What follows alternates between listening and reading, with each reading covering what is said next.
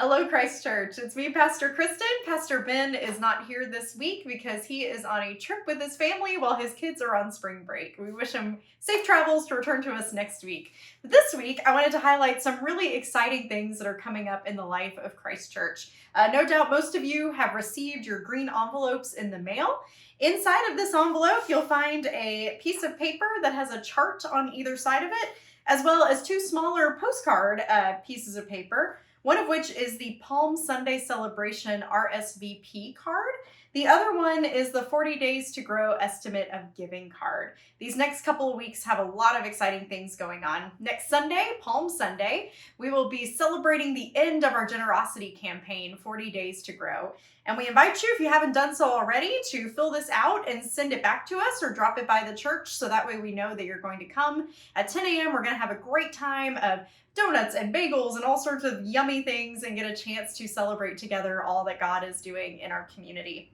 This other card, the Estimate of Giving card, is the way that we are going to make our financial commitments for the coming year. On it, you will see sort of all the pertinent information of how you fill that out. And on the back, there's some instructions about different ways you can return it. If you haven't turned it in yet, I recommend hanging on to it and coming next Sunday, as we'll have an opportunity for all of us to turn those in during worship. Inside the envelope also, I just wanted to highlight, we've talked about it before, but this is our handy dandy giving chart.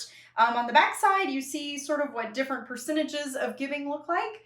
And then on the other side, you see this chart which shows sort of all of the different giving groups at Christ Church. And our hope and prayer is that we all are able to grow one giving group, if not maybe get from the bottom end of the giving group up to the top end. So we're encouraging everybody to grow in their giving this season.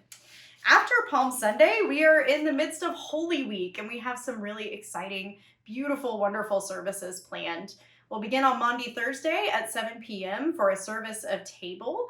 We'll gather around the communion table and remember that night in which Christ instituted communion, instituted the Last Supper with his disciples, and ponder what it means to be gathered up together around the table.